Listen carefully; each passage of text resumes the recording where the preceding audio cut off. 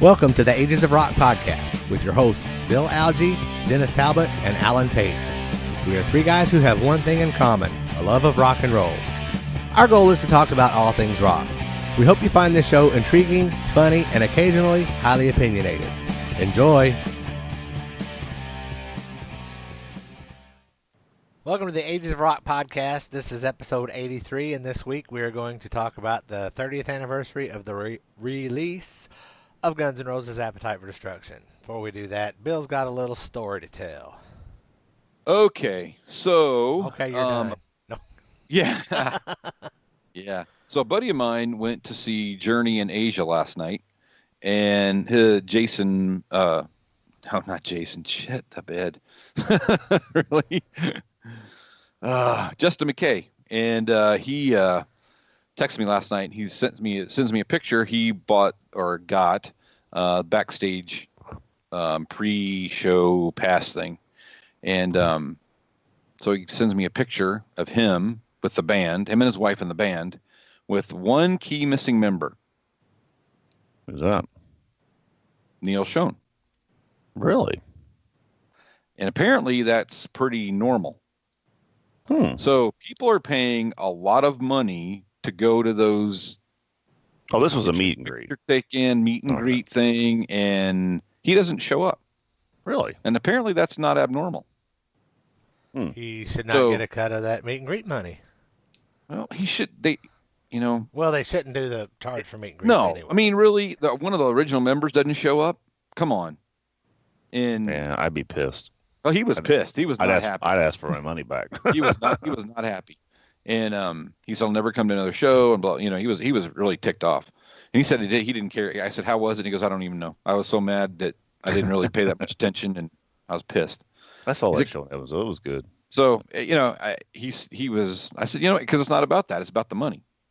They got their money. They don't give a crap, and that's how it works. I said, the problem with it is that band, I keep reading it over and over and over again. This is going to probably be it for them. If they go out again after this tour, it'll be a miracle, because I don't think you can get, they don't hang out together, because they showed pictures of Neil Schon's dressing room with a separate dressing room from everybody else's, because I guess he's special.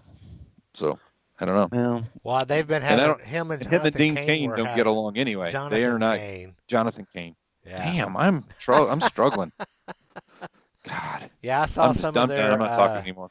Their Twitter wars back and forth arguing over who's got writing credits for certain songs or whatever. I don't know. Yeah. Like Faithfully, I believe, is one of them.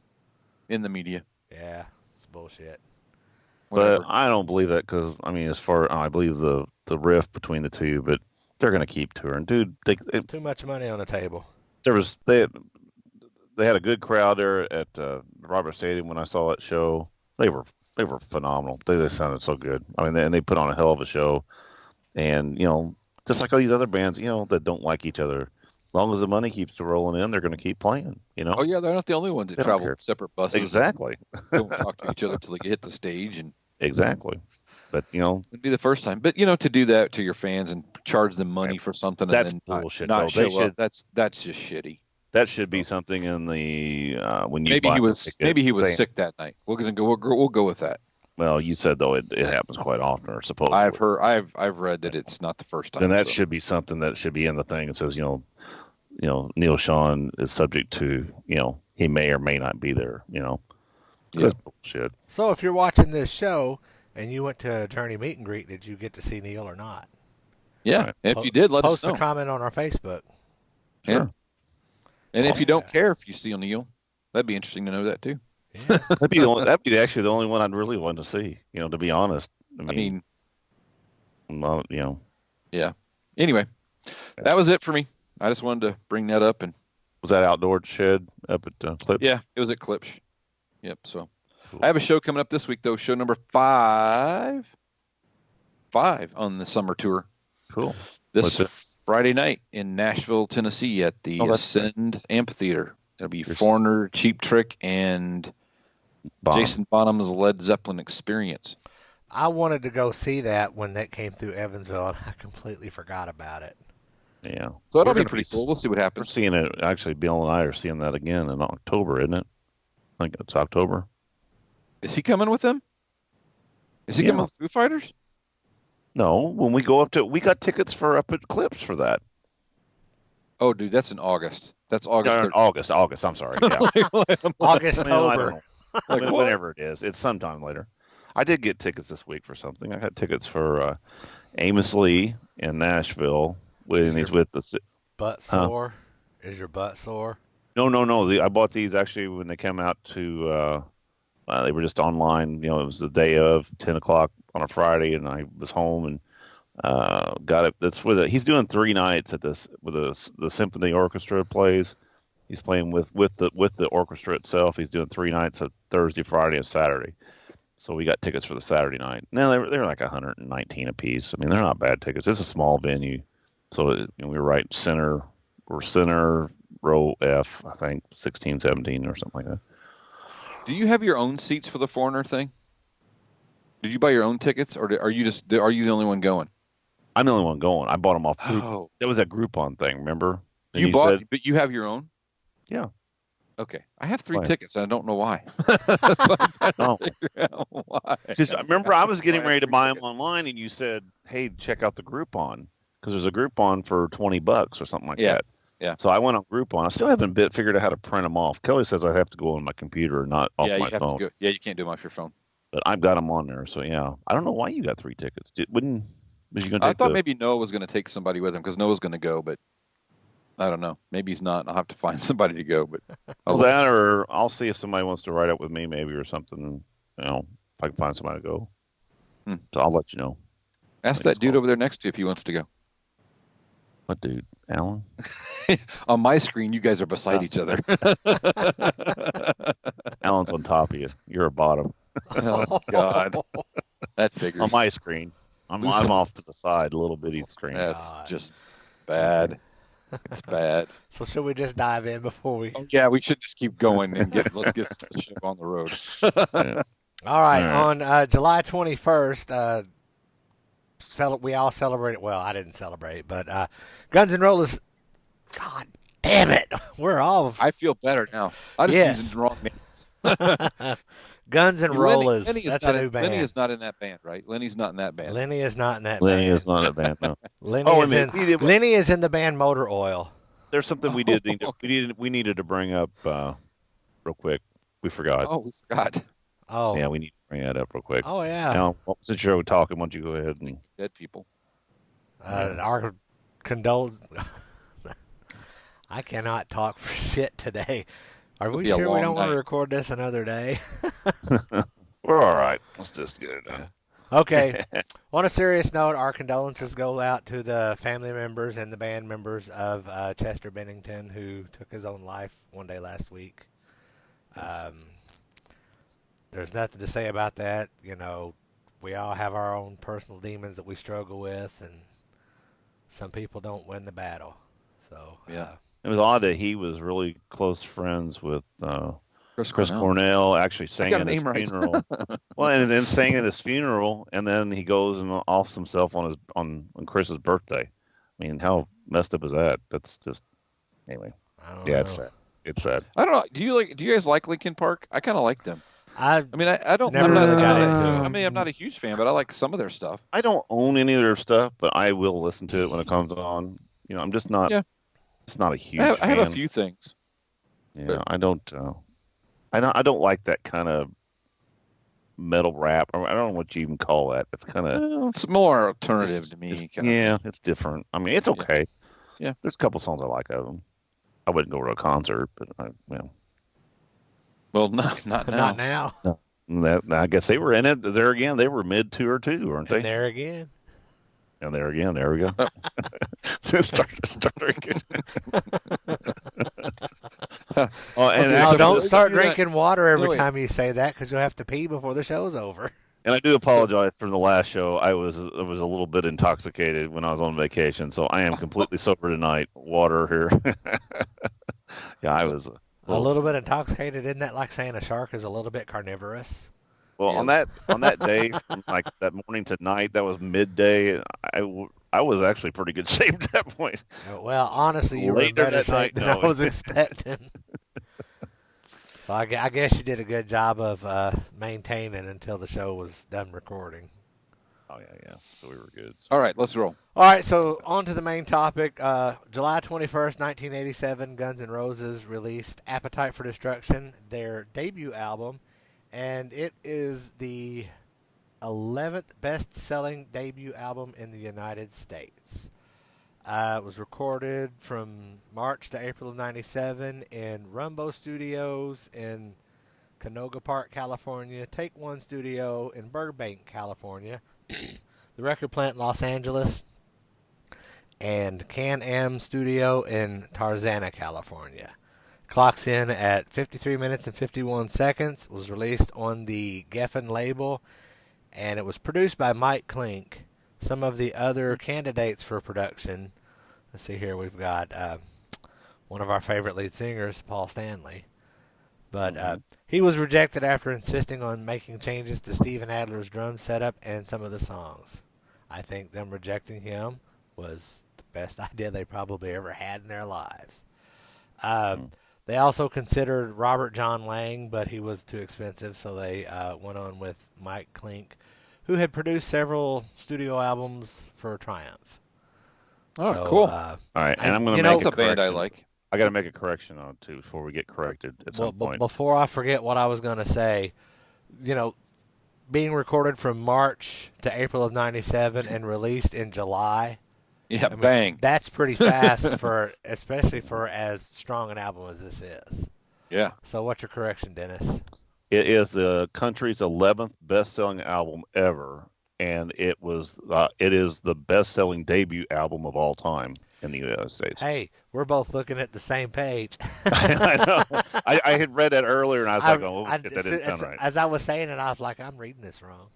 Yeah. Well, just before we get a correction, I was just going to do that because I was doing the same thing. I believe I read the other day too that it's the second biggest, most downloaded album of the '80s. Oh, I could imagine that. Behind Thriller, I think is what I read, but don't quote me on that. That's not like I believe I read that somewhere, and I'm not making it up, but I'm pretty sure I read it. So I didn't mean to correct you, but I had read that earlier, and I was like, it's- "That doesn't sound right." If I'm wrong, I don't mind being corrected. Oh, me neither. Especially when I use people's names wrong. Thank you, Steven. The one thing that I did find out. I mean, I guess we read through the same thing, but I was in that Rumble Records.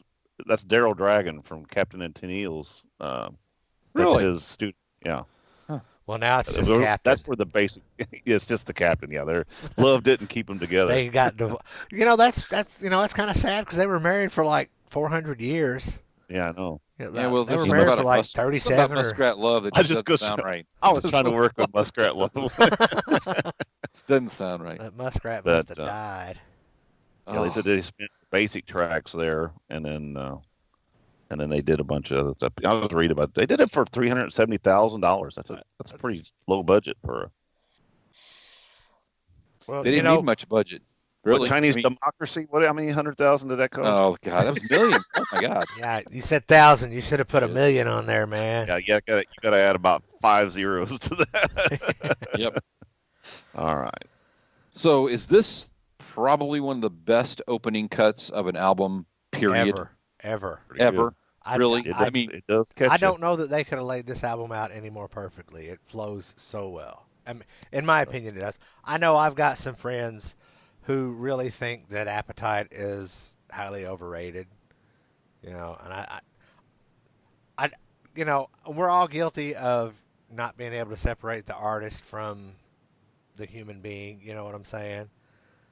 And I think that maybe some people say that it's highly overrated because they don't like Axl Rose because of he's Axl Rose, and his attitude, and we're going to go on stage 4 hours late just because I don't feel like singing yet. You got to take that out of the equation. Yeah. Just looking at the record itself, right. The record, it stands on its own. No, it shows. I mean, look at the numbers. Look at the numbers. The number of units, how much it sold, how long it stayed on the charts, how much influence it made. It's just unbelievable. While Guns N' Roses is not my favorite band, this album is my favorite album of all time. Really? Not my favorite, but it has been my favorite album for almost as long as it's been out. Well, And it was in it took, it was in 1985, right? and Or it 87? it came out in 87. '87, but it didn't really get any traction until the summer of '88. And it was Right. funny because, I joined the Air Force and I left for basic training in August of '88, and I had not yet heard of Guns N' Roses or this album. And by the time I got to tech school in Biloxi, Mississippi, 6 or 7 weeks later, that's all you heard was that album. You Right. know? So, I mean, it just took off that quickly when it finally Yep. did take off. Yeah, this is not for me. This is not an over. I don't believe this album is overrated. I think it is appropriately rated because I think it's a really, really good album. I think it's Some songs they've are overplayed. played the living That's shit what I out was of gonna it. say. And this is the one song. Dennis says this all the time that he doesn't like certain songs that I really like because he thinks they're overplayed. It's the Back in Black syndrome. Yeah, this album to me is it. I listened to it again. I mean, I listened to it 3 times in the last couple of days to get ready for the show, and found that I do like it more than what I thought. But there's still some songs on here I just freaking can't stand them. I mean, I can't. I heard them so much. I just don't want to hear them again. I'm gonna make Paradise that- City, Sweet Child of Mine, and what else? No, My Michelle's one of them. That song is a song that See, that's my one of. Well, we'll talk about it as we go through. Bill, I don't know if we can keep you on this show. That's okay. Keep going. But I'm like you. I'll tell you I about have, it. Let's No, go. that's Let's legit. go. But I'm like you. I have songs on here that I listened to it actually on the way home today. I was listening. I didn't get a chance. I've been busy. I was sick yesterday and busy as hell and worked late today. So I listened on the way home, and I did have to, yank a couple songs just for the fact of I didn't really need to listen to them because I know them already because I've heard them for a gajillion times. And And you the play fact them that in your band. yes, and it's not like they're bad songs. They're just I'm burnt on them. But there's other songs on here that I really like. There's only a couple songs I don't care for in this album, but they're still not bad songs. It's just I don't know. There's just something that we'll talk about as we go through. But anyway. All right. But anyway, So we're gonna start with number 1, right? right. We started talking about that. So what do you want to talk about with Welcome to the Jungle? You got any credits and stuff? Credits and stuff. Let me get to the right. Well, most of these songs were written by the band. It doesn't really say here. It says a little earlier that some of the songs were brought in. Right. Think About You was brought in by Izzy Stradlin from another band. It's So Easy was brought in by Duff McKagan. And Rocket Queen was an unfinished Slash, McKagan, and Adler song written from their old band, Road Crew. Right. Anything Goes was written by Hollywood Rose. Right. But Which was most of the rest of the stuff was written I know Welcome by to the Jungle. band members as part of Welcome to the Jungle was Axl wrote that one about his experience going from Indiana to big city, Right. New York. and So. his paranoia and the song Out to Get Me. Again, an Indiana boy getting in trouble with the law all the time. Of course, Right. I can't imagine Bill Bailey was as high strung as Axl Rose is. Probably not. Yeah, Probably not. So Welcome to the Jungle. What are your thoughts? badass opener. All you got to do is hear that first, Note. that first note. How many notes? How many? That's how one many note notes with the can you delay. Name this song in? Yeah. Well, Nope. One. Go. yeah, no, like I said, it's a good opener. That's one of those songs that's been played quite a bit, but I don't mind it as bad. It's got more of the ones that's been like Paradise City and Sweet Child. Those are the 3 main ones that Welcome to the Jungle I can still listen to. I didn't skip through it today because I really it's just such a good song. The funny thing about that was the first time I really heard it, I guess, was the first time I seen that video on MTV. Oh yeah. And and you His got hair's all Axl strung was out. so the first time I see him And playing that's the it, only time you ever see his hair that's like the that. only time you Yeah. ever see it like it.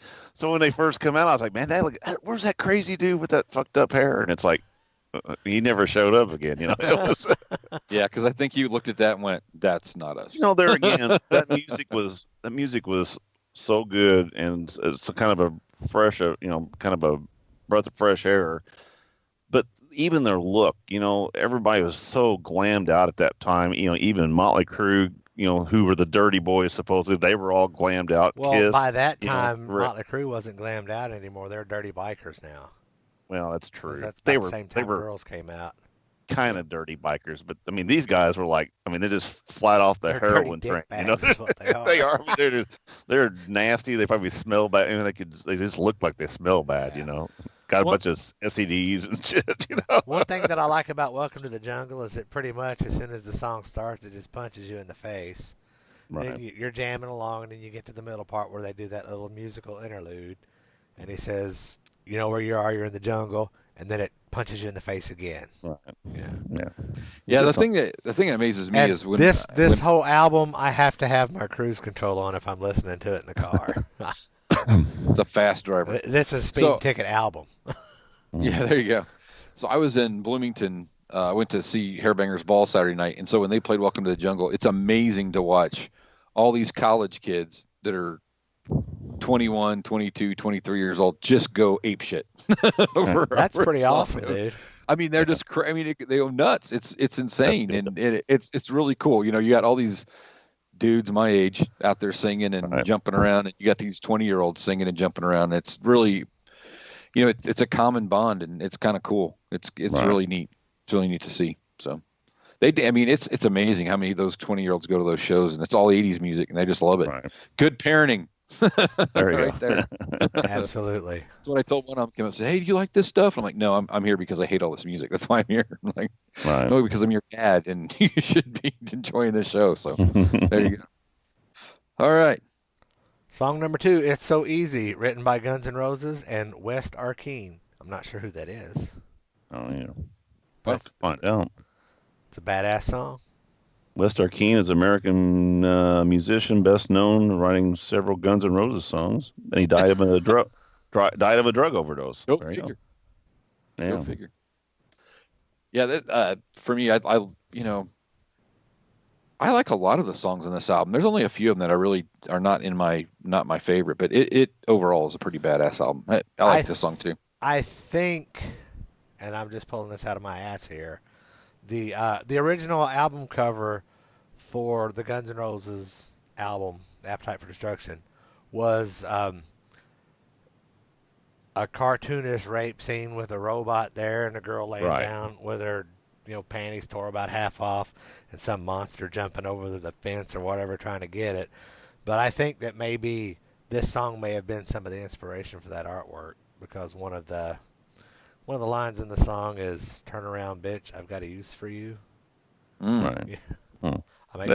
Well, I am pulling that out of my ass. There is no maybe, but yeah. I mean, when you were young and you looked at the records and you listened to the songs and you see the artwork, and I always kind of came up with the story to go along with the drawings and the artwork or whatever. Right.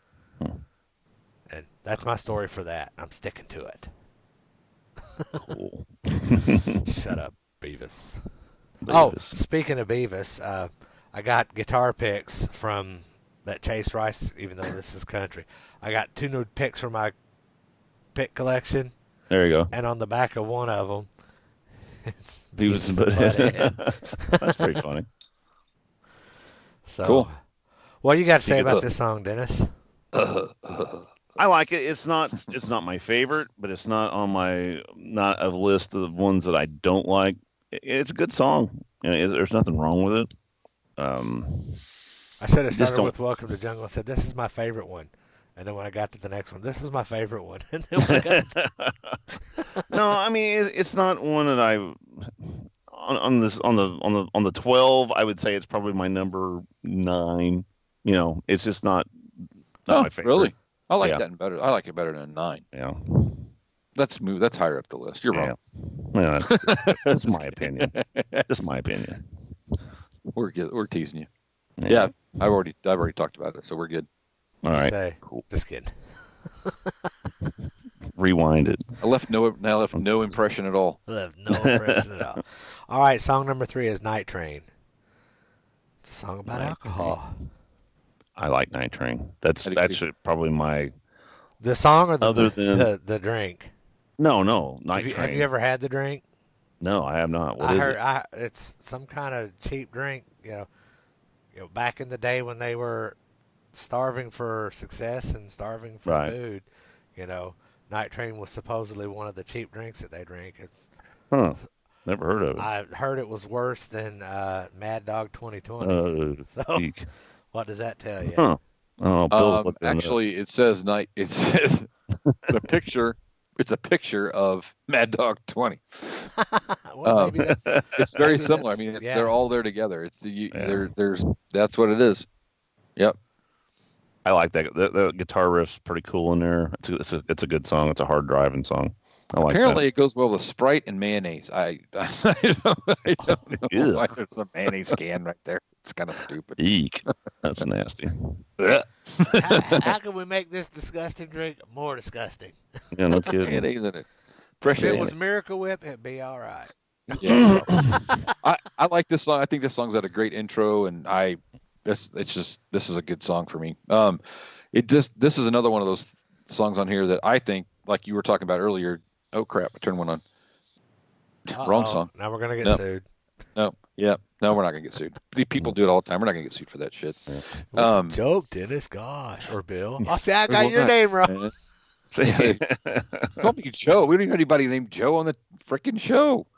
I called you Dennis. Yeah, you call me. I thought you said Joe. I thought you said dang No. Joe. Like Oh, you what? said I wasn't paying attention, making no impression. I was trying to recover. Anyway, so I think this is one of those songs that is in your face the whole time too. Yeah, it is. Just the guitar riff, and I like this song too a lot. I mean, that's one of my favorite songs on the album. Actually, I'm with Dennis on this one. It's pretty high up the chart. It's well high on mine. So cool. Yep. Awesome. Yeah, that cowbell intro. That's 2 cowbell hits, and you know for sure which song it is. Yep. Exactly. It's just that good that riff. It just catches you right from the beginning. It's cool. I got a cough. Okay. And for those of you who are on audio, he coughed. Yeah. He muted his microphone. I was smart this time. There we go. Yeah. Professional. Lucky came out. Yeah. All right, just track about. number 4, Out to Get Me.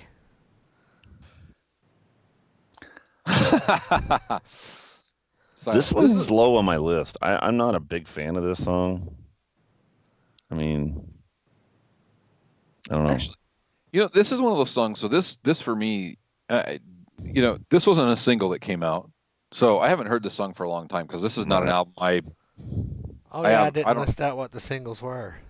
I didn't have it downloaded all the way on my phone. So I mean, I listened to the whole thing, but this is that caught my attention. I like this song. Do you? I like it actually better than I thought I would, because usually if they don't release them as a single, you kind of go, yeah, whatever. And I mean, we get down here near the there's no, there's 12 songs on the album for a reason, right? It's got the F.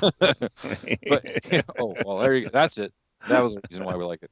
But I actually like this. I think it's a cool song. I like it. I liked it more than I remembered. I actually didn't remember it at all All right. because I haven't listened to it for a while. But Now, this is the song that Axl wrote about his run-ins Younger with age. authority and as a young Indiana boy. Yeah. It's not. Like I said, there's no song on this album that's bad. It's just not my favorite, and it's lower on my list. It's just, I don't know. Well, Some things hit you right, some things don't. I have such a hard time picking a low song on here just because I like the album so much. Right. I guess we're going to have to get to track number 9 before I get to one that would probably be the lowest. Right. And that's for the same reason that you guys don't like those other songs. It's because they were overplayed. But there again, I'm putting that behind me tonight. Drink. I'm just putting that behind me tonight because I'm not going to think of how they're burnt out. I'm going to actually look at them as how good of a song they were. Right. Just from if I never heard it before. Well, I mean, if you're going to go for how good of a song they are, in my opinion, they're all number 1. It's a tie. Right. It's a 12-way tie for first place. There you go. yeah, I was trying to find the listing of the singles that came off, and I can't. There was 4 singles. Hold on, I can tell you here real quick. It's So Easy was released June 15th, 87. Welcome to the Jungle, October 3rd. Sweet Child of Mine was released August 17th, 1988, which incidentally was the day that I left for the Air Force. And then Paradise City was released on November 30th, 1988. Night Train was released on July 29th, 1989. Which I was in Germany by the time that was out. By then I already knew the whole album. Yeah, it was five. I'm sorry, there was 5 of them. Yeah. So My Michelle wasn't released as a single? No, it was not. Well, how did I hear that? It could have been a B-side. Okay. They might have made. Did they make a video for that? I don't know. Well, if they had made did. a video, I would imagine they released it as a single. All right. They probably did. Mr. Brownstone. It's not quite the way it sounds, but we'll go with it. That's the equivalent of Dennis going, I hate that when that band goes ticka ticka ticka ticka ticka. I like Mr. Brownstone. I think it's a great song. We're actually just starting to play that. It's a complicated song too. It's a very complicated song. That's one thing I do like about Guns N' Roses, especially this album, is the 2 guitar parts are completely different. They're both playing, most two guitar bands, they kind of play the same thing together, just to get a bit of a thicker sound, maybe a little bit of variation. But I mean, like, there were just 2 complete rhythms to this stuff, when they're both playing rhythms at that point. Because I mean, it always seems like that Slash is always kind of playing a lead. He's noodling. That's the word I was talking about earlier. Because he just, on that live concert, he just noodling. Yeah, he just noodles all the time. And that's kind of what he does on this. So we just learned Mr. Brownstone, and it's a pain in the ass. I just learned all the parts. It's like, because I ask him which part you want. I'll take Izzy. And then you start listening to Izzy's parts, and it's like, God damn, there's a lot of shit in there too. He was a damn good guitar player in his own right. Right. And it's tough. I mean, there's a lot of guitar parts in there. But I do like Mr. Brownstone. That's one of those ones that was played a lot, but it didn't burn out as bad as some of the other ones. Well, I remember I was home on leave before I went over to Germany, and that was in the jukebox of the local drinking establishment. Back then, you could still go into a bar at 18. Right. So me and one of my friends played that song like 15 times one night, and the guy that owned the bar finally went and unplugged the jukebox. It's like, stop that. So I may or may not like that song a whole lot. It's number 1 on my list. I like that song. That's one of my that's in the top 3, probably top 3 in this album. Actually, on this album, My Michelle is probably my number 1. I like. Sorry. With the exception of Sweet Child of Mine, I like side 2 better than I like side 1. I think. Yeah, I'm about the same way on that too. About the same way. But yeah, Brownstone's good. It's really good. Cool. And I like the next one, Paradise City.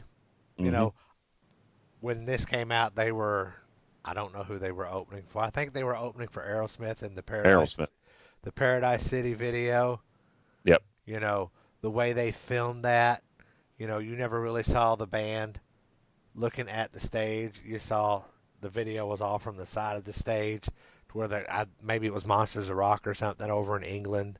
I don't know. But that huge crowd, what way to make yourself look like a bigger band than you really are than to make a music video opening in front of like 500,000 people or whatever. Yeah. That was a genius video. But 500,000 people that were into it. Right. Right. Oh, yeah. Big time. Right. Yeah. Well, that was probably the last time that they ever opened for anybody. I mean, that was after that they went headline, didn't they? At that point, they probably, and someone will correct me on this, but I would say they probably end up dropping off of that tour and starting their own. Yeah, that's what I said. Tour. Yeah, because once they took off, they were it. That was it at that point. Wow, Bill, you're glowing. I am. I'm glowing. Cool. But yeah, Paradise City is one of those ones that's kind of on that burnout, but yeah, it's still a really good song. It wasn't played as much. I mean, that video was played a lot. I don't think it was played on the radio as much as Welcome to the Jungle or of course the one we'll be talking about here in a little bit. That's the one that got burnt. That's the one that burns me, and it's because we play it so much too. That sucks. But it's not Paradise City. I mean, Yes, if you're somewhere and they're playing that live, and a band's playing that live, you've got to get in there because it gets you moving. But it's not my favorite song on the album, but it is definitely, it's a signature song for sure. You hear the first for three notes, it's like, yep, know what that is, and it's huge. Yeah, so it is huge. Yep. Super huge. Huge, super huge. Big, big, big, big. All right. You ready, Alan? Next track up is My Michelle, which is, like I said a minute ago, probably my favorite Guns N' Roses song. Well, no, it'll be my second favorite. We'll get to my favorite at the very, very end. Hint, hint. Right. Dennis and I talked about that earlier, actually. Right. It was actually written about a girl named Michelle Young who was thanked in the Appetite for Destruction cover sleeve / New Era in junior high. She said something about always wanting to have a song written about her, so they wrote a song about her. Of course, it's not really a flattering song if you listen to the lyrics. It's not. Nope. No. Daddy worked in porno. Now that Mommy's underground. Yeah, it's when you listen to it, it's kind of a brutal song. It is brutal. I like it though. It's probably but musically, it's badass. Oh yeah, it's got some fucking great changes in it. I like the words to it. I like this. It's a good song. I really like it. It's one of my favorites. Bill's not my favorite. I think that changes in the song when it goes into the My Michelle refrain part. It speeds up again. It just drives me crazy. I can't. It's just like off. It's skip. It's just something about. I don't know. It hit people different, I don't know if it's just the tones or the notes or whatever, but it just gets on my nerves. It's great, so I'm like, I got to go.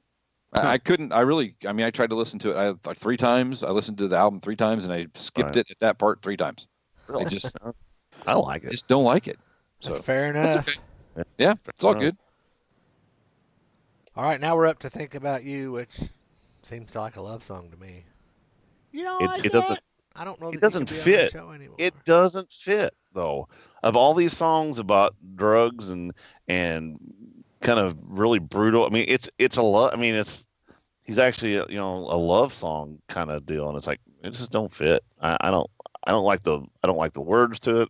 I don't like the it's that stupid sound at the very beginning. It's got like some kind of electronic-y kind of that. Yeah. And then there's also, if you listen real close, there's a bunch of it got a bunch of acoustic picking when they get into the chorus part. It's kind of, I don't know. It's not a very, it's my least favorite song on this album. That's easily. Valid. Well, that's a valid point about it. Everything else is kind of brutal, and this here just doesn't. Then you got a couple of love songs right in a row there. Yeah. Exactly. Yep. But I'm sure they put the next one on there, because it's a rock album, and at the time everybody needed a ballad. Well, I had read, and I read the same thing that I did. Actually, that November Rain was going to be on this. No, November Rain was going to be on this album, right? And then they waited to put it on Use Your Illusion because they had this one. They didn't want to put 2 of them on here. Yeah. Which. Well, there were other songs that I didn't realize were. What's that? Go ahead. There were other songs that I didn't realize were ready to go at the time. Back Off Bitch, right. You Could Be Mine, November Rain, and Don't Cry were all ready to go and could have been on this album. But Sweet Child was for them it was a genius because they fucking made a ton of shit money on that. A ton of shit money. Shit ton of money or money shit ton or whatever you call it. But, yeah, I know that is definitely Sweet Child of Mine is definitely a song that's been played to death, but that's another one of those just cool ass songs that I really that is an 80s song. There are some of those songs you just go, yep, that's.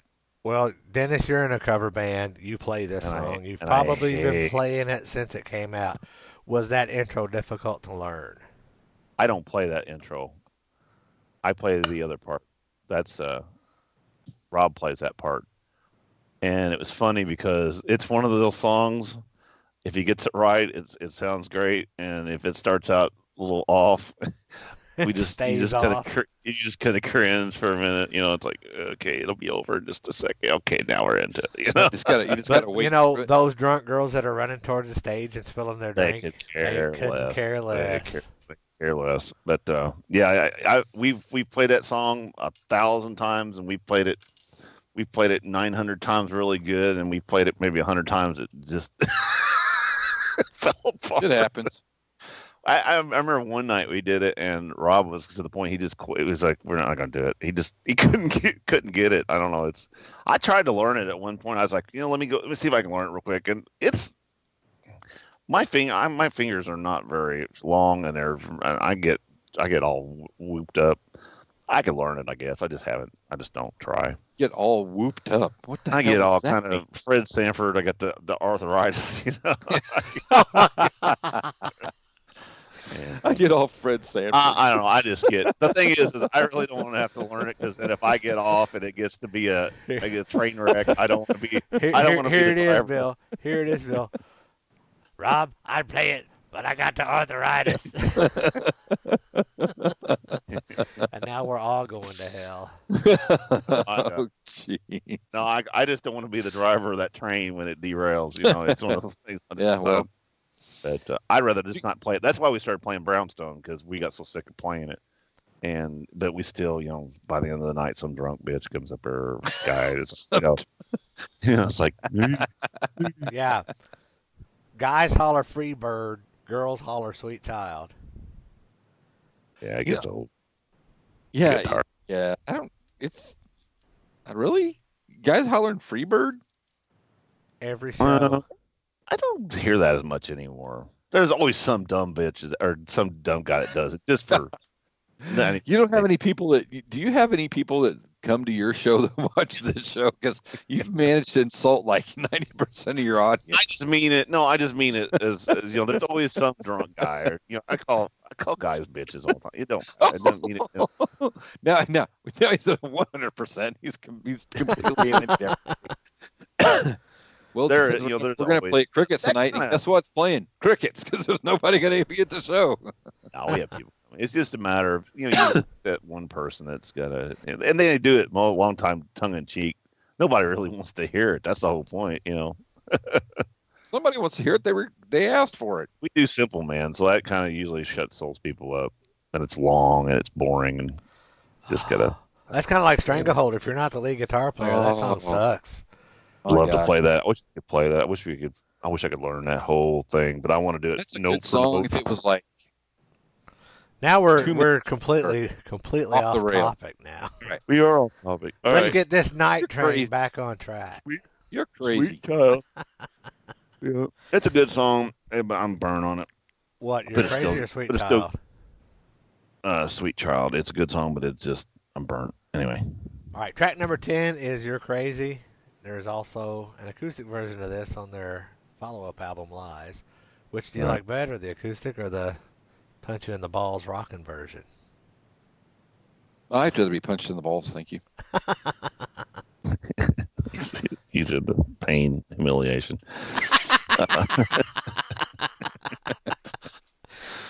This is not one of my favorite songs, so I'm not. Really? You don't like this song? It's okay. I'm just not. It's not one of my favorites. I think it's a great follow-up to Sweet Child of Mine, because it just gets going again. The next two songs are, but this one here, I'm just not. It's not. It's okay. Well, number 10 kind of gets my adrenaline pump. I guess, like Bill says, it's a good follow-up to Sweet Child because it gets things going again. Right. But maybe they knew that when they recorded it, that's the order that I wanted to hear them in. Oh, that's it. That's exactly it. Alan Tate and across the country needs He was only 17 at the time. Well, they're probably going, you know what? If I was a 17-year-old who's going to buy this album. Yeah, I heard Alan Tate's 17. We could. I'm sure Slash leaned over and go, hey, did you know that Alan Tate's only 17 years old? And Axel went, damn, man, I had no idea.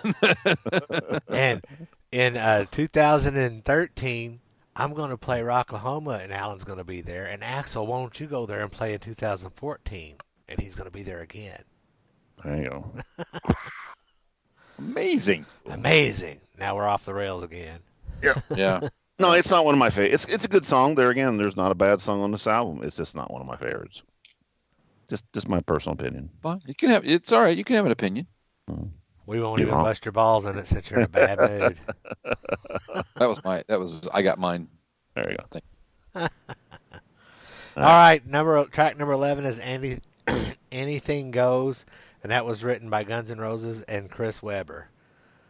And I don't know who he is. Maybe he has. Chris Webber is a founder of the groups UPO and Hollywood Rose. Hollywood Rose. There you go. This is the one that came from him, I guess. The Chris Webber I know is a basketball player for Michigan State, I think, or no, Michigan. Played for Michigan. Does he have any songwriting credits? I don't think. Doubtful. He did. It would be a rap song most likely. So I don't think he does. Anything goes. There you go. Actually, this is when I was talking earlier about not having heard this album for a long time and especially not hearing any of the songs that weren't released as singles. You made a comment a while ago that the last two songs are really good on this, but I'm not a big fan of the last song. I'm not a big fan of the last song, but You're Crazy and Anything Goes are two songs I think are really, really good. Right. Those could have definitely been released as singles and done really well, but I don't know how you can release 11 or 12 songs off an album, but some people get to do that. Well, it'd be kind of hard to release You're Crazy as a single for as many times as they drop the F-bomb. Right. Well, that's true. Well, I guess it would be bleep, bleep, bleep. Anything Goes is a really good song, though. That's a fun song. It's kind of, I like it. Well, for Anything Goes would have been a great single, in my opinion, as well. But, that was the time when the PMRC was doing all of their thing. And, we don't want you singing about sex or drugs or alcohol. It's like this whole fucking album. Could you imagine Axl Rose and Duff showing up at a PMRC? Well, I'm telling you, just on a side note for the PMRC hearings, they couldn't have got two better people to speak than Dee Snider and John Denver, because John Denver hit him with the left hook. Right. And Frank Zappa too. Zappa, he was really. Frank Zappa and Dee Snider, they weren't expecting what they got from either one of those guys, because they were expecting ignorant dirtbags. Right. Yeah. They're both well spoken, and they didn't let anybody out of their cage. And then they get John Denver up here, and they're thinking, oh, he's a good old country boy, and he's like, fuck y'all. My First Amendment rights now. All right. Right. So, no, I don't think Anything Goes would ever have done well as a single, just for the simple fact that the PMRC would have made a big stink. Yeah, that's true. And the FCC and radio and all that bullshit. Yeah. So now let's close out track number 12, Rocket Queen, Dennis and Alan's favorite Guns N' Roses song. It's probably my second favorite on this album. Second favorite. Second or third. Well, you're wrong. This is your favorite. I said so. I love Duff's bass on this is really good. Duff's bass is really good. Duff's bass play. Goddamn, now I can't talk. Duff's bass playing on this album is just phenomenal all the way through it. I mean, you can listen to it, and it's just got all kinds of cool little runs and shit like that. But I mean, this is a very bass-driven song, starting out, and continues through the song. It's a good song. It's 6 minutes, and it's the longest song on the album. I mean, I'll have to listen to it again if you guys like it so much, because I was like, Paradise City is the longest song on the album. Yeah, you're right. 6:46. 6:13 on the Rocket Queen. Yeah, it was okay. I mean, it was okay. Wasn't my favorite. Wasn't my least favorite. I could do without the girl. Well, supposedly that is Axl having sex with Steven Adler's girlfriend in the studio. Hey, Bill, you got all fuzzy. Yeah, when you moved, you got I am fuzzy. Ooh, why am I fuzzy? Because you moved out of focus with your light off. No, my light's not off. What's going on? That's weird. I must have lost light. Yeah. It's like it's real dark behind you now. Your hair is not as luminescent as it was earlier.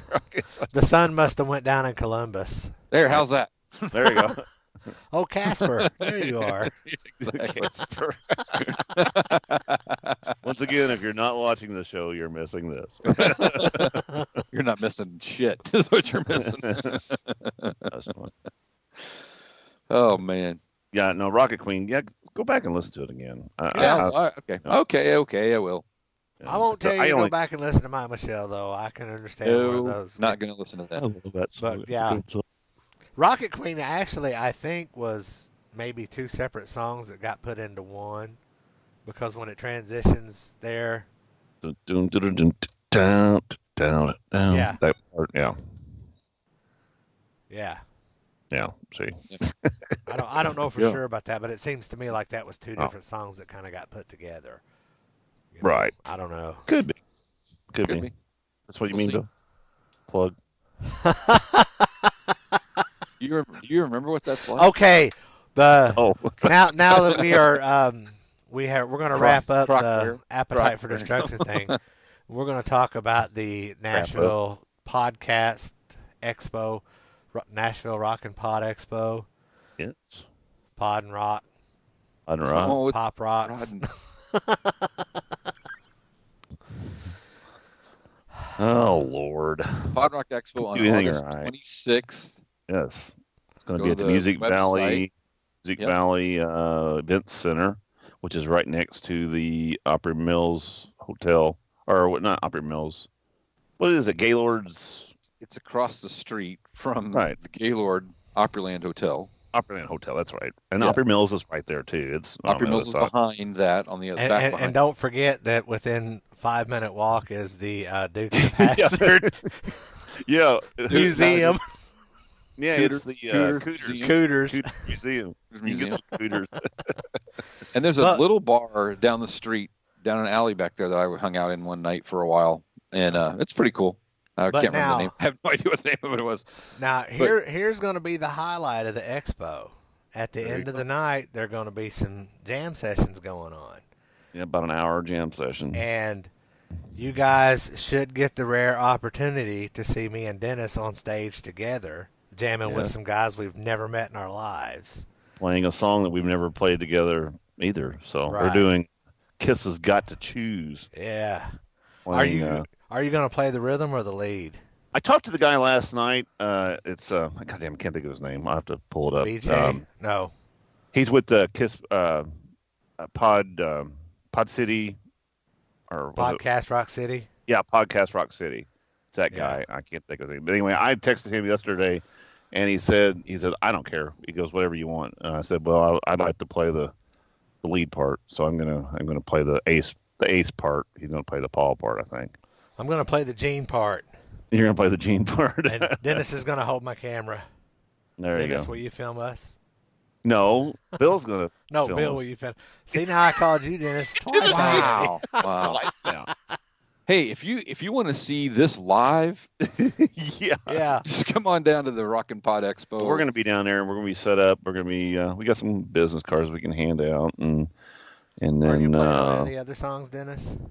no, just the one. Yeah. No, I don't. Yeah, there's gonna be so many people that want to do it. I don't want to hog or so just Play gonna do drums. one. I'm supposed to play drums on Parasite, so Are you? we'll Good see luck how- on that. we'll Damn, see. you better get your chops up. That's a hard song to play. Played it in my last band. Played it and sang it. All right, cool. I want to see that. I didn't say I played it correctly, but I played it and sang it. There you go. Yeah. But So no, it ought to be a good time though. We're gonna have a. Go ahead. I'm sorry. Go ahead, Bill. No, that's all right. I was gonna send people back to the website and stuff. Yeah, go ahead and do that if you want to. Yeah, so go to the it's www.nashvillerockandpodexpo.com. Gives you a list of who all's going to be there. Some guys from Accept. Yeah, except drummers. Yeah, Christopher Williams, Walter Egan. You guys remember Yes. Walter Egan? Magnet Magnet Steel. Steel, baby. Whoop, whoop. Yep. I am steel. There you go. Oh, Gary punch me Corbett. out Kiss now. fans should know who Gary Corbett is. Well, get out Yeah. of here. Yeah. Yep. Let's see who else is going to be there. Toby Wright. That's a Kiss connection. Let's see who else is going to be there. It would probably be easier to list the people who are not Kiss connections. There's a Yeah, lot. yeah, that's true. But there's a ton of people going to be there. again, if you go to that webpage, if you scroll down to the second page, you'll see the Ages of Rock podcast perks for the Rock and Pod Expo. And for $35, I think it is, right? Is 50. That what it is that we have paid? That we are 50 total. Yeah. So for 50 total, you can pick your topic and be a guest on our show, and you also get early admission and a T-shirt for the Rock and Pod Expo. So we are looking for you. Also, they're still looking for some money. So there's a GoFundMe account there too. You can hit on that. Donate $5, $10, any bucks. We'll take the bucks. And if you want to take your picture with us, I'll have to stand on a stool because Dennis and Bill are like a foot taller than me. We can sit down, but what's the point of that? But we're going to, and there's also going to be supposedly a bunch of vinyl dealers or some vinyl dealers there. So if you want to get some good deals on some vinyl or get some good collectibles, check that out. I'm excited about that. And if you want to get a vendor booth there, go to the NashvilleRockandPodExpo.com and find out the details for that. They have booths available. Exactly. But you can't sell bootlegs. You can get a Rock and Pod Expo T-shirt as well. Can you sell? Could you sell boots and then legs, like mannequin legs and then boots? Yes. Yes. Well, just not bootlegs, but actually, if I can find a mannequin leg, I will bring that and put it on our table as our bootleg item. I'll bring a boot and we'll put it. I'll have to find somebody who's got a mannequin leg. I'll be driving down the road. I'll bring one down the road. Just steal one from Walmart. Come on. Yeah. Excuse me, I need this. You work in a hospital. Don't they got a dumpster out back? Oh, no. I know. Oh, my gosh. All right, we got to go. On that note, let's get out of here. Get the hell out of here. Hit us up on agesofrock.com. Check out our Facebook, Twitter. What's that other one? Instagram. Find us on Stitcher Radio and all that good stuff. For announcements for not just our podcast, but hundreds of other podcasts, actually, go to check out Ear Peeler on Twitter at Ear Peeler, EARPEELER. That's what happens when hillbillies try to talk too fast. It's much easier for you to spell than talk. Yes, because I have to make myself slow down. If he was playing a banjo, he could probably do it. He probably would be like just probably. Can you play the Deliverance beginning? He knows that. I used to could play it on acoustic guitar. I knew the guitar part, but not the banjo part. You got to knock a couple teeth out to do that. All right, so if you're in Nashville, Tennessee, message me because I'm going to be down there Friday, Saturday, Sunday. I'll see if we can those days. Connect. Friday, Saturday, Sunday, July the what? July 28th, 29th, and 30th. Okay. Well, if somebody that'll be this coming weekend. If somebody listens to this episode a year down the road, it's not going to do that's right. Good. Sorry. 27. Bill, you told me you were going to be in Nashville, you asshole. Man. Like somebody's going to try to look me up. There somebody be showing up in Nashville every weekend. Maybe he'll be there this time. Maybe he'll be there. No. All right, folks. On that note, not that big a deal. We'll catch you next week. Later. Peace out.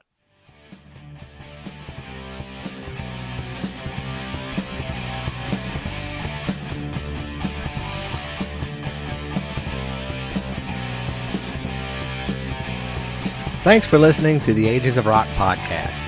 If you haven't done so already, be sure to subscribe to our YouTube channel, like us on Facebook, and most importantly, tell all your friends. Remember, you're never too old to rock. Until the next episode, peace out, folks.